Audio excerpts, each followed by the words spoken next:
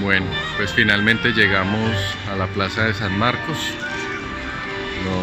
No se está viendo muy bien porque hay mucho sol, pero pues la verdad es espectacular. Los balcones son muy lindos y vean la Plaza de San Marcos. Esta es la plaza. Siempre está el campanario. En las construcciones antiguas siempre está el campanario. El batisterio que está allá atrás. Y vean la Catedral de San Marcos. Es una cosa espectacular. Muy bonita, muy bonita.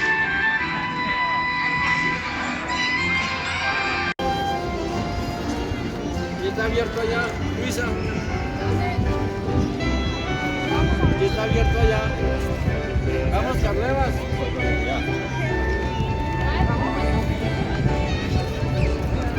¡Botero!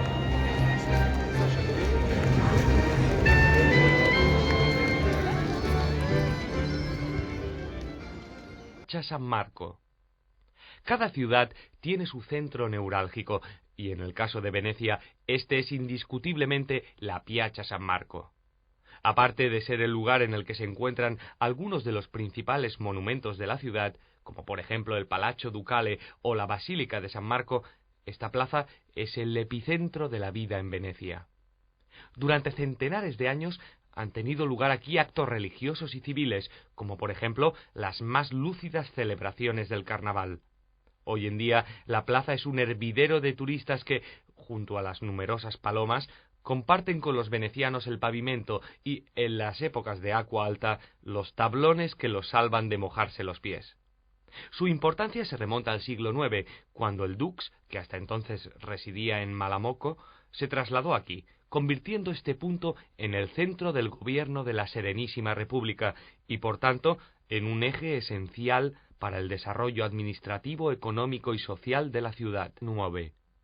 Hoy en día, la Piazza San Marco se nos presenta como un vasto y elegante espacio trapezoidal de 170 metros de largo que alberga bajo las arcadas de las Procuratie tiendas de moda y exquisitos cafés como el Florian o el Quadri, que, cuando el clima lo permite, ofrecen a los visitantes sus terrazas con magnífica música en directo. Eso sí, prepara tu bolsillo porque la exclusividad se paga cara. Además de la Basílica y del Palacio de los Dux, en la plaza podrás subir al campanile, que ofrece estupendas vistas de la ciudad, y tendrás la oportunidad de visitar la Torre del Orologio, el Museo Correr y el Museo Arqueológico.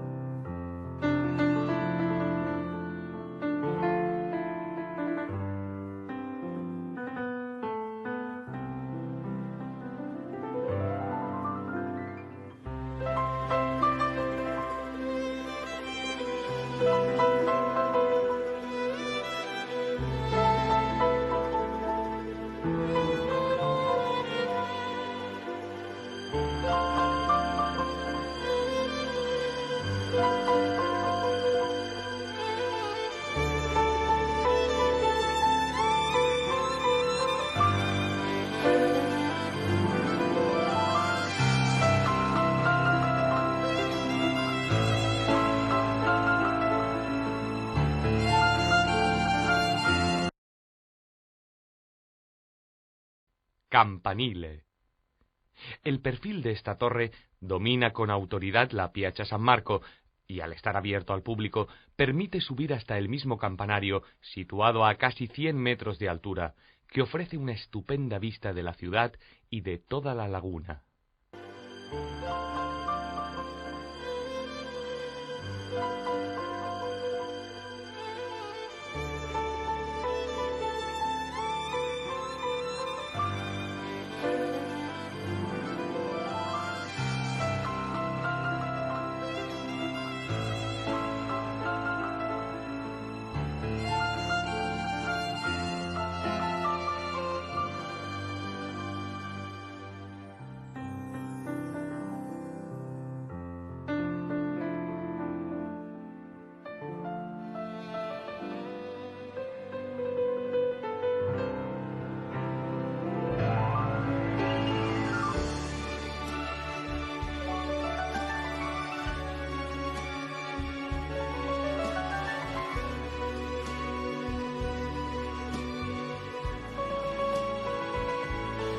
El campanile es el resultado de una larga serie de construcciones y reconstrucciones que comienza en el siglo IX, cuando se erige la primera construcción.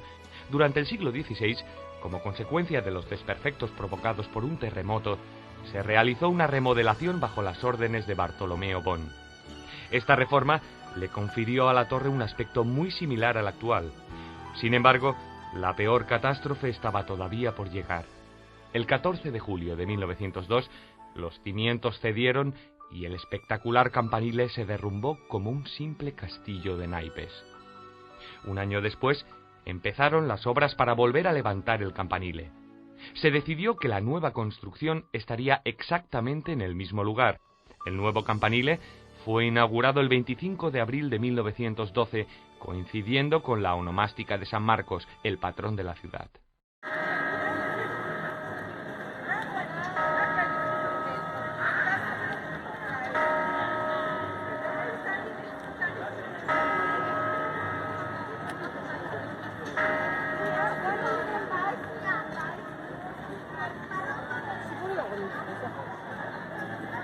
La torre del reloj, en el lado izquierdo de la plaza de San Marcos, mirando a la iglesia, es uno de los símbolos más conocidos de Venecia.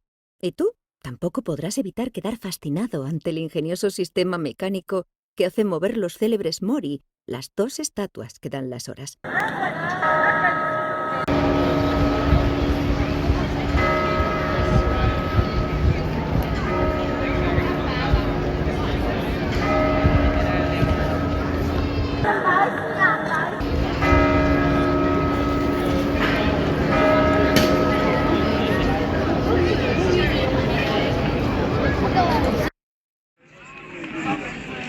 Esta es la torre del reloj. Muestra los meses del año y los signos del zodiaco. La esfera del reloj está pintada y dorada e indica las horas, las fases lunares y el movimiento aparente del Sol en el zodíaco. Los signos dorados sobre fondo azul intenso destacan por su tamaño y su precisión. Y allá donde se ve el 55 y el 5 romano, es como un reloj de cucú. Salen 2 veces al año, salen los 3 Reyes Magos. Observarás una pequeña terraza semicircular con un nicho en el que está colocada una virgen con el niño de bronce dorado. A los lados hay 2 pequeñas ventanas en las que se indican las horas. Si estás en Venecia durante la semana de la Epifanía y la Ascensión, no puedes perderte el espectáculo de los Reyes Magos, que cada hora salen por la puerta del lado izquierdo precedidos por un ángel, se inclinan ante la imagen de la Virgen y luego vuelven a entrar por la puerta opuesta.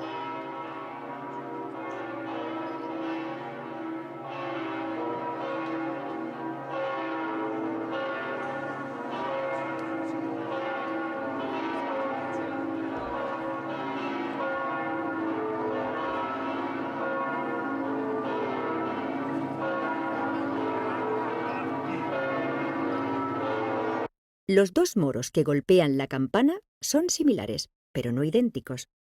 Uno tiene barba y se llama el viejo, y el otro sin barba, el joven. El viejo da las horas 2 minutos antes de la hora exacta, representando el tiempo pasado, mientras que el joven las da 2 minutos más tarde, simbolizando el tiempo por venir.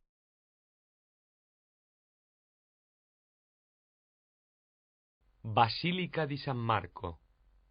Presidiendo la Piazza San Marco, con una mezcla de serenidad religiosa y majestuosidad monumental, esta basílica ha sido un símbolo de Venecia desde el siglo XI, cuando se derribó la antigua iglesia que aquí se asentaba y que albergaba los restos de San Marcos, patrón de la ciudad, para levantar un templo que diese una idea real del sumo poder de la Serenísima República. Sentido homenaje al arte bizantino, esta robusta basílica, consagrada en el año 1094, se construyó a imagen y semejanza de dos basílicas de la ciudad de Constantinopla, Santa Sofía y los Santos Apóstoles. Presenta una planta en cruz griega y 5 grandes cúpulas. Su imponente aspecto, de una belleza sin parangón en toda la ciudad, mira claramente a ese oriente que tanta prosperidad proporcionó a los venecianos. El lento proceso de ornamentación que se inició con su construcción y se culminó en el siglo XV le confiere un cierto eclecticismo que aúna, por ejemplo, elementos góticos en los remates de las arcadas con el uso del mosaico de claro influjo bizantino.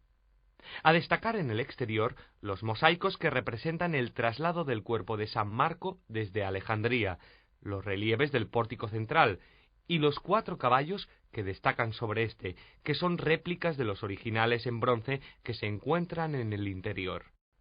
Los caballos del exterior se encuentran en una terraza desde la que se contempla un fantástico panorama de la plaza. Aquí ocupaban su sitio los dux cuando tenían lugar las ceremonias oficiales en la Piazza San Marco. Otro de los elementos que llaman la atención en la parte exterior de la basílica se encuentra en un rincón de la fachada sur. Allí podrás contemplar un grupo escultórico en pórfido que data del siglo IV y que suele recibir el nombre de los tetrarcas. El interior de la iglesia es un fastuoso despliegue de arte dominado por una bella luz dorada.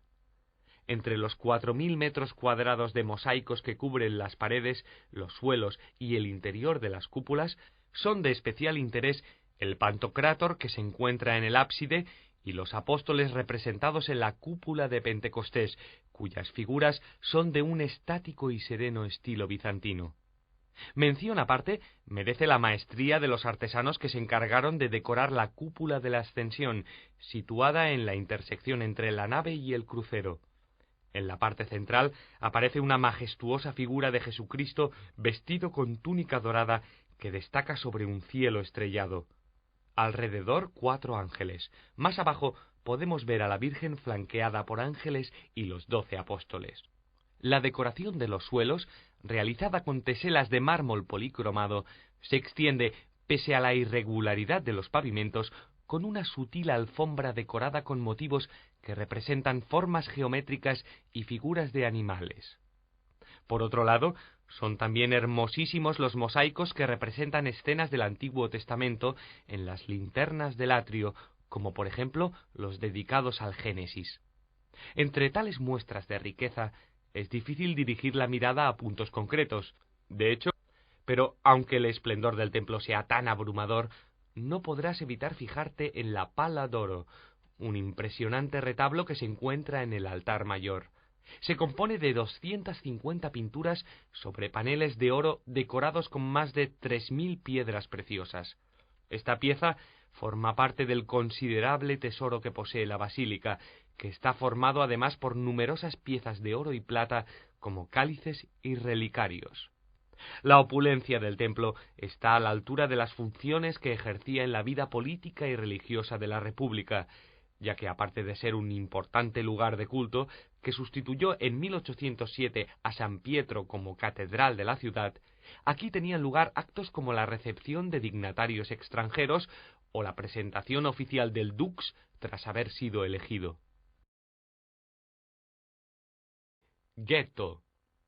El animado Campo di Ghetto Nuevo, en el Cannaregio, es a día de hoy el centro de lo que en otro tiempo fue el barrio judío de la ciudad.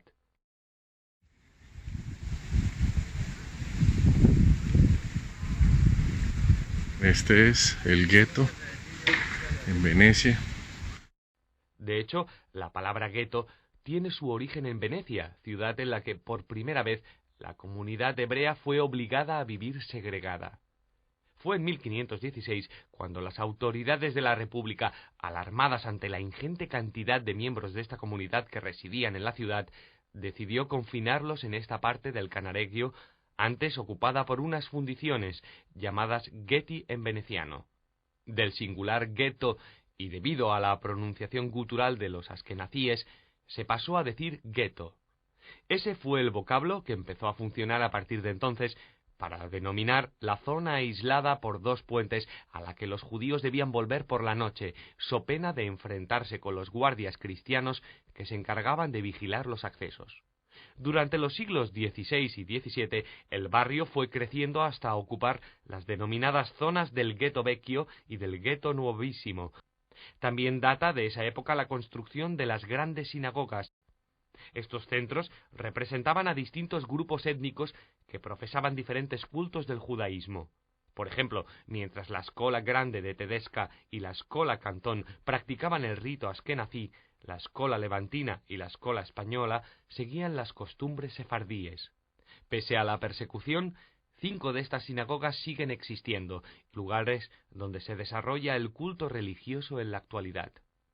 Irónicamente, el final de la República en 1797, que supuso para muchos un declive cultural, fue una época especialmente beneficiosa para los judíos venecianos, ya que Napoleón decretó el final de la política de segregación, algo que se confirmó definitivamente cuando en 1866 Venecia pasó a formar parte del Reino de Italia. No debe olvidarse, sin embargo, el ominoso trance que comenzó en 1938, cuando las autoridades fascistas del momento iniciaron una nueva política de persecución que culminó durante la Segunda Guerra Mundial con la deportación de 200 judíos venecianos a los campos de exterminio nazis.